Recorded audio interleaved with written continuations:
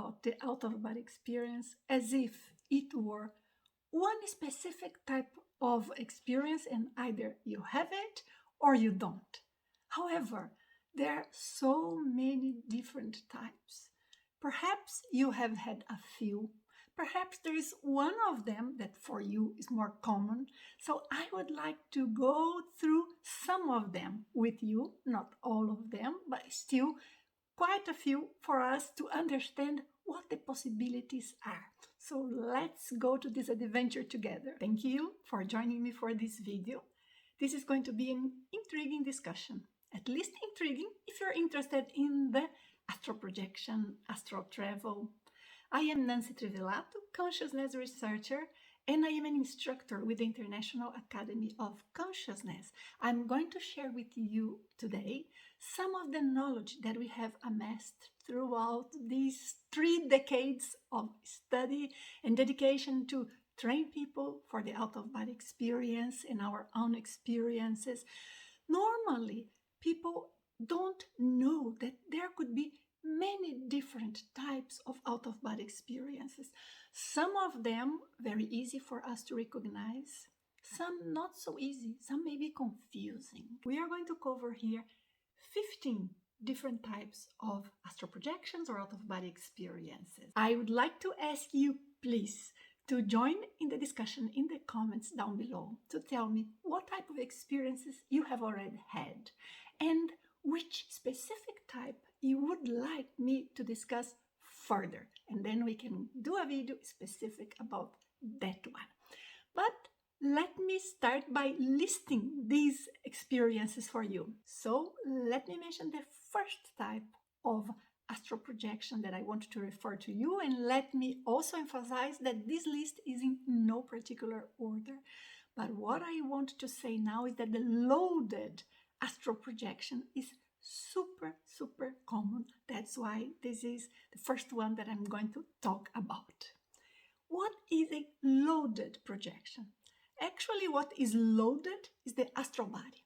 Loaded of what?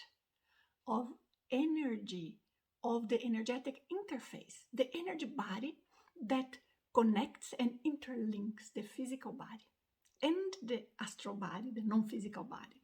Sometimes, for many different reasons that we are not going to discuss here, but there are specific conditions in which the non-physical body just gets heavy due to an excess of these energies of the connection between the two bodies. And therefore, it's almost as if the astral body were heavy, loaded with those energies, and becomes very hard for us to control the astral body. So sometimes we are going to try and fly, but we feel we cannot really take off. Other times we try to walk, for example, or move while we are projected, and we feel like, it's so heavy.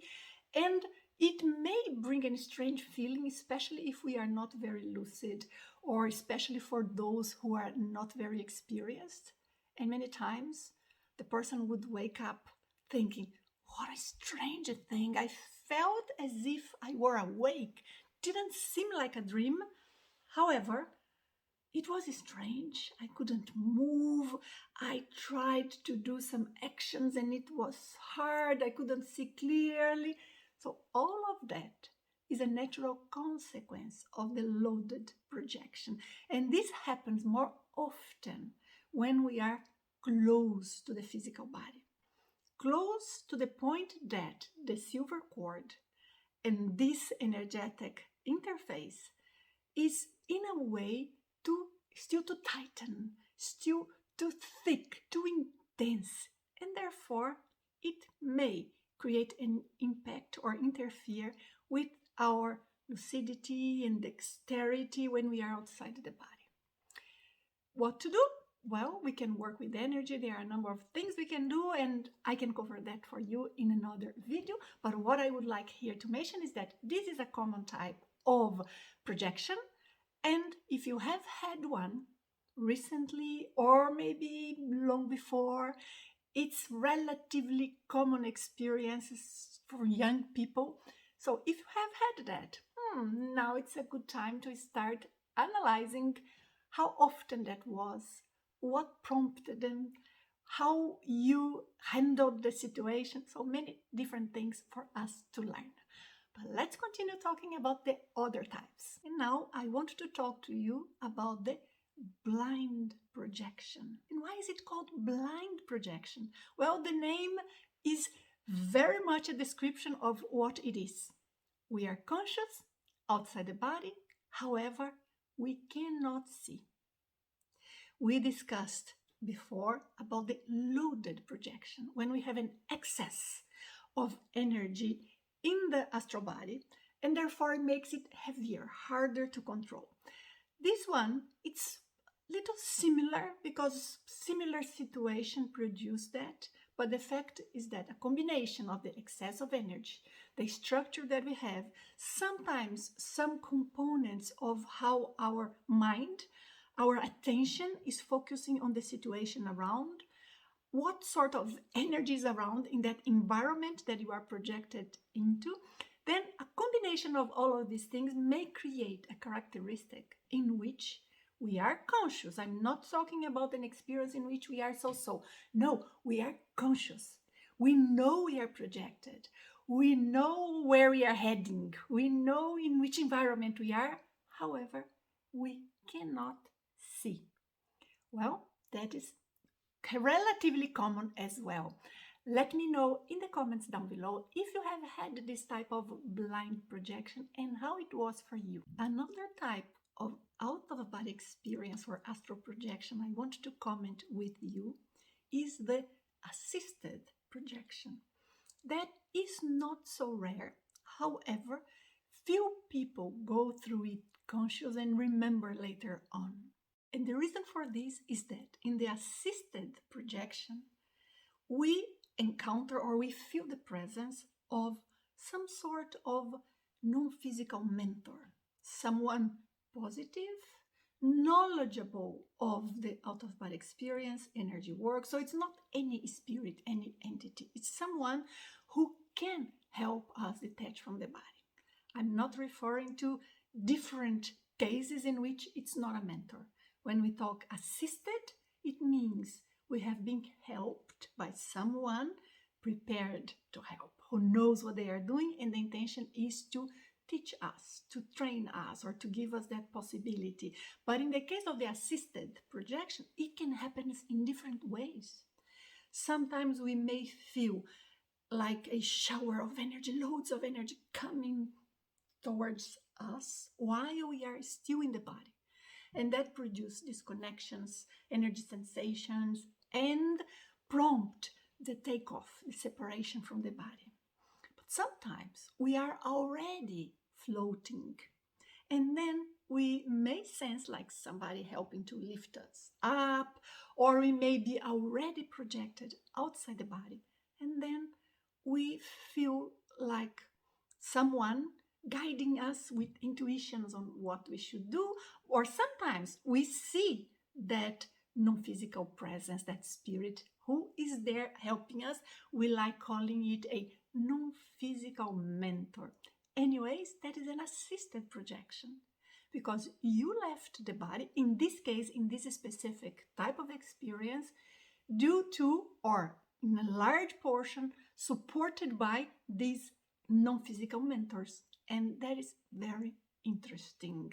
I hope you have already had one of those, and I hope you remained cool. Sometimes the reason why people don't have this more is because they immediately jump into conclusion when they meet somebody or feel the presence of somebody without first learning to recognize who is that, what type of energy is there, what's going on, why that presence is there. So there are loads of different things that we need to learn and we need to practice to be able to recognize who is who and what's going on. But this is a very interesting type of projection. The type of out-of-body experience that I want to talk to you now is the instant one. We call it instant astral projection. What is it and why that happens? It is a type of experience that happens when our astral body is very loosened inside of the physical body, sort of. So the alignment is not so rigid. The connection is not so rigid. And therefore, when some variables are adjusted naturally, our astral body simply gets out, and then it's a surprise because we normally, in this case specific, don't sense many sensations. Sometimes we sense none. Don't sense so much the separation. It's almost as if it was so easy and so fast that all of a sudden we say we would recognize ourselves in a projection like that as if we had our face touching the ceiling. Wow, we are up there. Or all of a sudden we see our physical body, and normally it causes a surprise and we end up returning. So that is interesting because it may happen in a so vivid way, but also so fast, like in a fraction of a second or in a few seconds, that it may confuse the astral projector, especially those who are not so experienced. So therefore, it becomes a little bit like, was I really out of my body? So did I see my body? But now I am back here. It was so fast. So how do we distinguish if that was a dream, an image in our mind, or if that was an actual experience? These are very obvious and logical questions that will pop in the mind of the astral projector who had this experience. But little by little, we learn to recognize all of these different possibilities, and we can therefore know when it was an instant projection. But please think a little bit about your experiences. Have you ever had one of those? Did you recognize it was an astral projection? Could you remain a little longer outside the body and perhaps enjoy a little bit more? Or did you return quickly to the body? Let me know how it was for you in this case. And let me know if there is anything that you want me to discuss further. Let me now discuss with you the partial projection. What does it mean? It's a type of a partial out-of-body experience, but partial in this case here is referring to only part of the body or part of the astral body is projected. Normally, it's more common to happen with the limbs. So let's say that you are lying down and then you feel like one of your legs or one of your arms or both, they all of a sudden start to lift off. And then this is a very interesting opportunity because when it happens, it gives us a chance of observing how the sensation of this non-physical part is so vivid. We like calling it for example, para-arm. Para referring to what is beyond physical. So the arm of the astral body. We sense it so much, so vividly, and we absolutely do not sense the physical arm. And that explains some types of projection that we are going to discuss with you later on in another video that we call it a escape projection. But now we are focusing on the partial projection. Super common. It happens a lot, especially when we are younger, because we tend to relax faster, right? Normally, kids, they would be playing, jumping, and when finally the body is settled and the child is falling asleep, most of them fall asleep quickly. But in that moment, a deep relaxation causes part of the body to disconnect. Sometimes even produce like a jerk awake in that movement of the non-physical arm. But that is a type of projection that is very common. It's not a full projection, like we are fully outside the body, but it is considered a type of projection because we learn a lot and we do experience the non-physical reality, the non-physical body, the sensation of the disconnection of the energies, and we do become more aware and more informed about the non-physical reality and this non-physical astral body of ours. I hope you have already experienced this. If not, pay attention and try to produce an experience like this at will. It's not so difficult if you manage to relax deeply. It's worth trying. Let me know if you manage, and I'll see you in the next discussion about another type of out-of-body experience. The type of out-of-body experience and this connection from the body that we are going to discuss now was named after a German surgeon who created a position for surgery, and that's still very much used. Person lying flat, but sometimes the person is like turned upside down, like legs higher than the head for a specific reason, depending on the procedure. But that is interesting because that happens quite often to some people when they are leaving the body, and that's called Trendelenburg projection. This is the name of the German surgeon, Trendelenburg. Sometimes we say projecting in the Trendelenburg position. And in this case, it's specifically referring to when your legs, or let's say the lower part of your astral body, disconnects first. And then legs go up, up, up, and you feel as if you were in a plank, but in a plank in which your head is stuck, but the rest of your body is lifting off. Usually when people feel this, they end up not completely detaching from the body. There are many different reasons that produce this. Normally they don't detach because that is a so vivid sensation that it requires some experience and different procedures to be able to detach from that point on. Sometimes it's like doing a rolling technique, but in specific ways so that we don't interfere with the physical body. But normally when this happens, most of the times, is because the brain was still too active. So everything disconnects, but the lucid part, which our awareness, right? Our sense of self is right here. So everything disconnected, but we keep the center, the focus of our conscious mind, our reference here.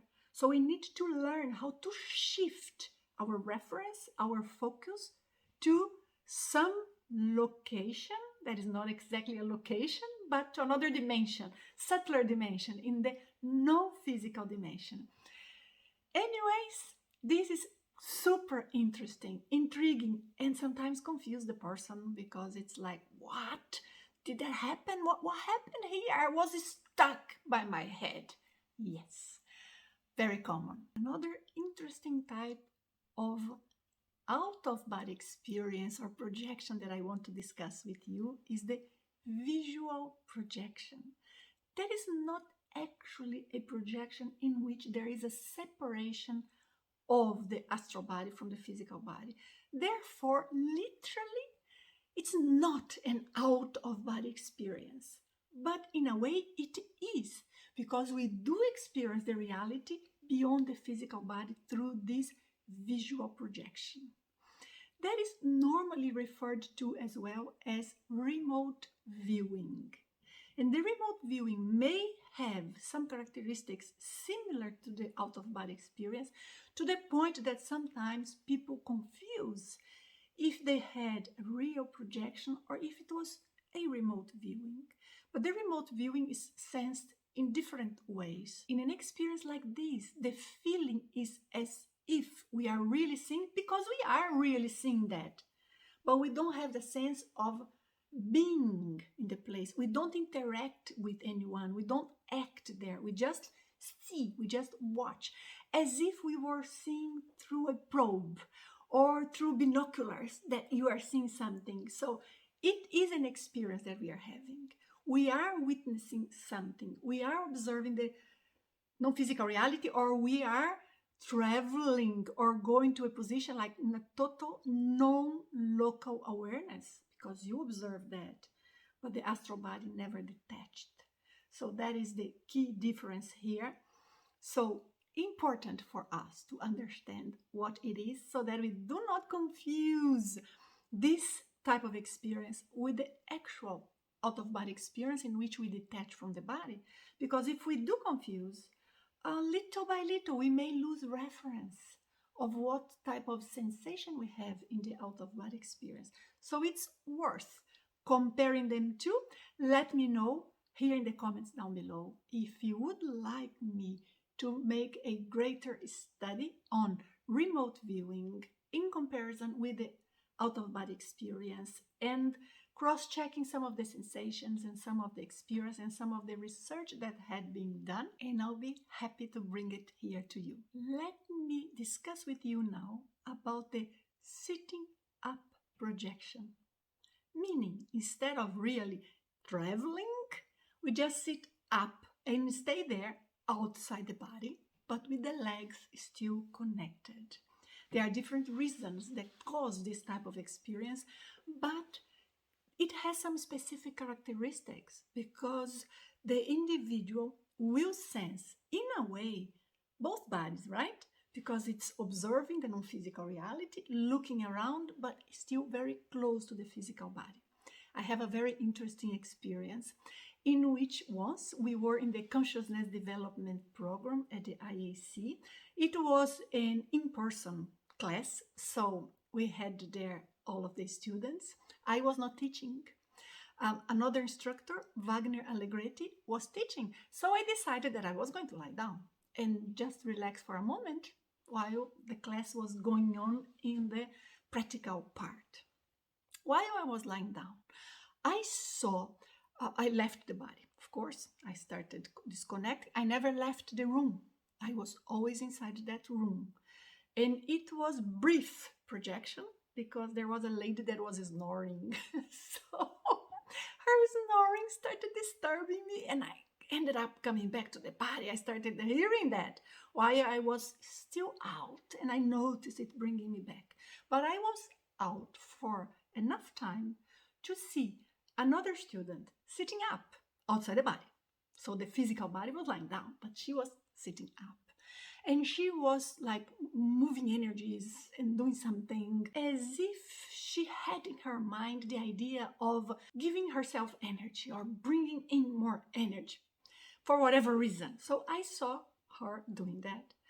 And then I also saw another student that was returning from a projection. It was super interesting because I saw him passing through the ceiling and re-entering his body. Now, when the class concluded, and then all of the students were telling their experience, I didn't say anything. I was the last one to talk about my experience, but it was very interesting because the lady didn't remember anything. She just said, well, I had an impression that some moment I was looking outside my body, like sitting, but it was so confusing. I don't really know what happened. So for her, that would be like nothing happened. The guy that I saw returning to the body, he just said, you know what? I saw Nanci projected. And I also saw this other lady, I don't remember her name, it was a long time ago. And she was just sitting and I could vividly clear see both. Nanci was lucid because he noticed I saw him and he saw me, so we recognized each other lucid outside the body, but we didn't communicate. It was very brief. That was so interesting to me to see how the lady had that experience, and that was confusing to her. She couldn't really interpret it, what she was sensing or what she had sensed in that out-of-body experience. Also, she was not very lucid, so she was like a little acting like a little automatically, which sometimes happens in some out-of-body experiences, and that's something we want to avoid. We want to be fully conscious. We want to know what's going on. We want to decide what we are doing. But that happened to her. And also super interesting to me, the fact that the guy was so lucid. He had already had a couple of experiences before that date, including in the class. So perhaps because of this, he was a little bit more experienced, or it was easier for him to remember.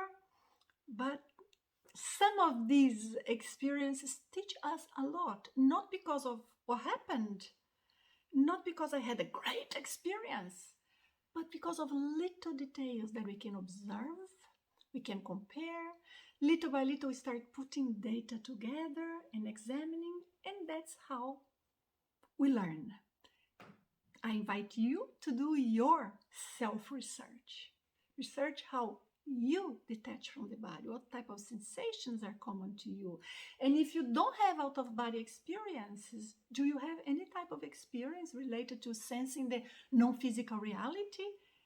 In which way? How does that affect you? It's very important that we keep observing and keep learning. Otherwise, we may just miss opportunities to get information that we wouldn't get it if it were not for our sensitivity. So explore. I invite you to. The type of out-of-body experience I want to discuss with you now is what we call semi-projection. So it's not a full out-of-body experience, but it's halfway through.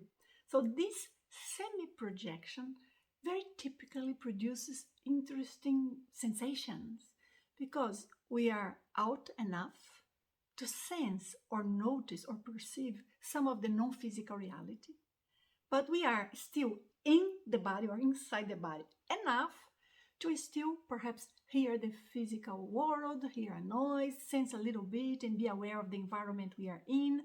So this semi-projection is very typical of a condition of the sleep paralysis. Many times in this moment, we experience sleep paralysis because we are halfway through. And that's when we have to understand what's going on and to know how to handle it, because it's a great opportunity for us to detach, to go out, to completely detach. But if we are not prepared to that, we may just feel like, what's going on, feel strange, and just fight this sensation. If we want to come back, we can come back. If we want to go out, we can go out. We cannot be in a hurry because it may take a while. We can be in that situation for a moment, which is absolutely benign. It's natural. It's normal. So if you have it, give yourself a chance to explore and enjoy it. Observe how it happens. Learn from it. And let's see more types of out-of-body experience that I will keep teaching you about. Let me now mention to you about the confirmed out-of-body experience or confirmed projection. And the name makes it very obvious. It's an experience that we had in which we were conscious, actually outside the body, and we could witness something that we wouldn't know otherwise.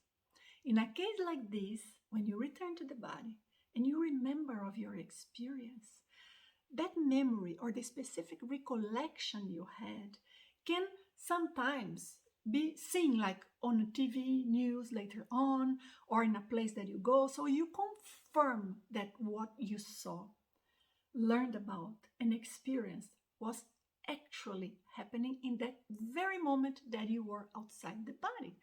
So this is something that gives a lot of encouragement, motivation to those who have this type of experience. If you have not seen my TEDx talk, take a look. Search for Nanci Trivellato, how out-of-body experiences could transform yourself and society. And there you see an interesting experience that I have had, which was confirmed. And I was still very young, so that's what made me interested in researching and teaching about all of this. The type of astral projection that I want to discuss with you now is the one that you do with a research purpose. So we call it a research projection. Let me give you a few examples. Let's say that you want to get out of your body to examine your silver cord, or even better way of putting it, you are projected, you are lucid, conscious outside of your body. And then you think, let me check my silver cord. Let me see if I can sense it, if I can see it. Or let's say, for example, that you think, I want to see my body, my physical body. Or I want to examine some specific detail in my living room. Let me see the energy of the beautiful plant that I have in my veranda. Whatever it is, you are researching. It's not just observing out of curiosity. No, you have a purpose of learning something. You are examining something. And that is a very interesting type of projection. Most projectors do not do this because it doesn't even occur to them. So tell yourself, what is it that you would like to examine outside the body? What is it that you would like to double check or to experience for the purpose of finding out more details about that? That is a research projection. I hope you have very successful and interesting ones, and let us know what is it that you could observe. Please share. Spontaneous target astral projection. What is this and why this type of out-of-body experience happens? Actually, I've got to say that this is probably among all of the different types the most common. This is a spontaneous out-of-body experience. There are many different spontaneous out-of-body experience. This one is an experience that happened specifically because the person, the projector, had something in mind. So let's say the idea was that they are worried about a friend or about a relative, or they are very much missing someone, or they are very curious about a specific issue. Many times, because of that, this specific projector, when disconnecting spontaneously, in a way that most probably the projector wouldn't even remember later on the experience, they end up meeting that specific person, talking to the person, or seeing something in the place they were interested in visiting. And then, because of that, when they come back, the recollection comes in an easier way. So it's more like a full recollection. And in cases like this, many times people will describe, wow, I had a dream of my relative, my uncle, and he told me about such and such that I didn't know. But later on you'll see, and the uncle intended to tell you that. And it was exactly as you heard in that dream, which was not a dream, was a projection. But because of the connection, and he intended to tell you something, and you thinking of him, in this example that we are putting here, then ends up occurring an encounter outside the body. Many situations like this happen. So think, when is it that you were, for example, planning to visit someone? Or you, out of tourism, it was vacations and you planned a specific location for you to visit and spend some time there. But before, the night before, or a while before, you end up visiting the place that you were going to go, or you are about to go, literally in a few days. This is then a spontaneous target. You can do a projection in which you have a controlled target. And that's many times used in research that is done about the out-of-body experience. Some of the research that we did at the International Academy of Consciousness involves this type of strategy, but not the spontaneous one, but the planned one, the willful one. And someday I share with you about the results of some of these research projects that we had. For now, I hope you learn how to use your interests and what's in your mind to favor and facilitate your out-of-body experiences. And be sure to recollect and have this in mind when you are outside the body. I want to remember this. Come back and take note. What is a rescue astral projection or assistential astral projection. This is one in which you are conscious outside the body.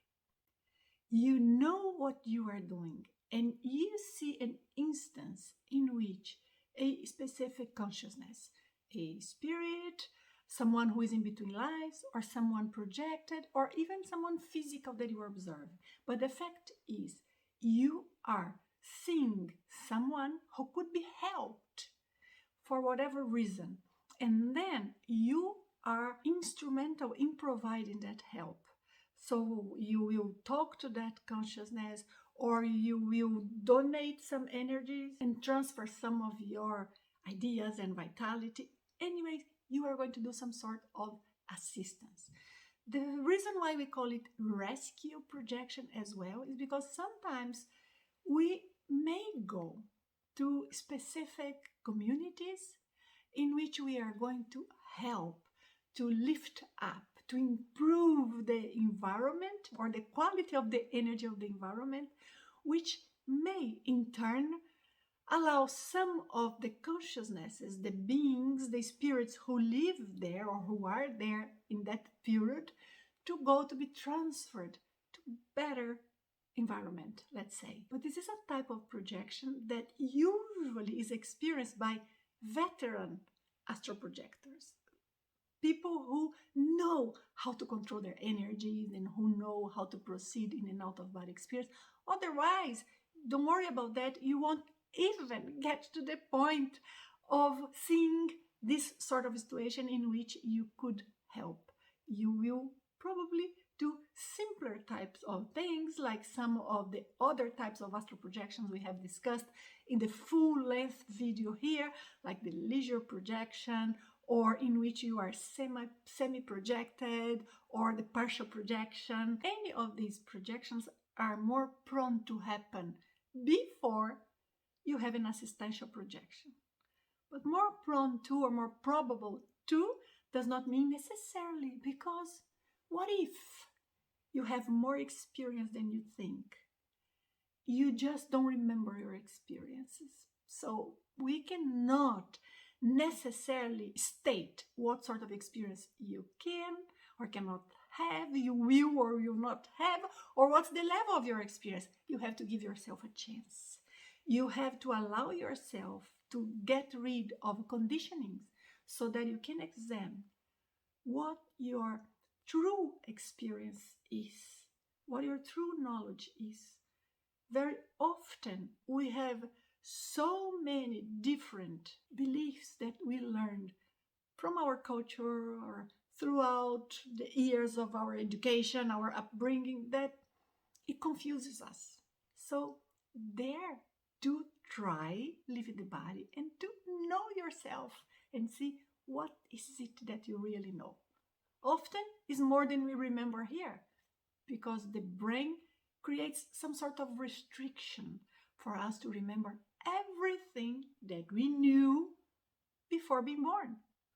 But the more astral projections we have, and the more we are able to balance the energy field that connects the physical and the non-physical astral body, the more we will start having insights and remembering what we knew, like recovering the wisdom of what we had learned in previous experiences. So that is definitely a reason to keep trying to leave the body consciously, but having information, knowing what's going on, knowing how to manage the experience, knowing how to act in each specific situation. Look for information. You can learn it, and that will give you confidence. That will allow you to perform much better and to have greater experience and fully recalled projections. Good luck. Let's talk now about the leisure astral projection. It's the experience in which we are just doing something simple that we enjoy, that we like. For example, flying around, flying above the ocean and feeling the wonderful energies there. Or perhaps observing a sunset.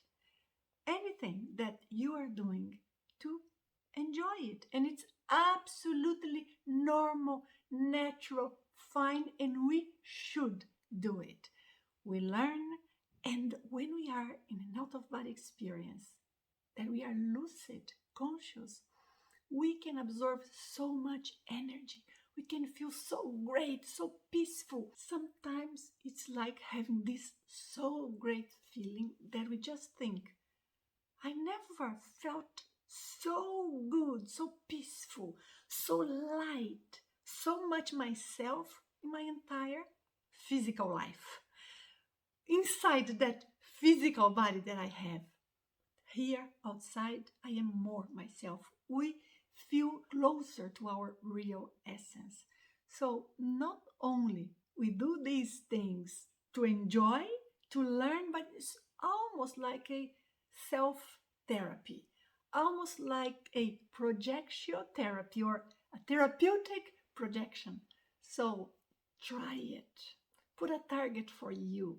Plan to fly, or to go through objects, or to see something beautiful, or just go up in the skies, perhaps going outside the planet, something you enjoy. These are just a few types of out-of-body experiences that I described and discussed and mentioned to you.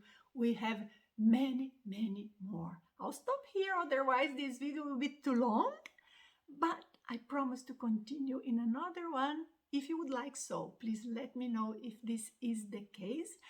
And consider subscribing to the channel if you like this video, if you like this topic. We are always publishing different videos on different topics of the same area or related area. And share the video, give us a thumbs up, and comment about your experiences. Thank you very much. See you. Bye-bye.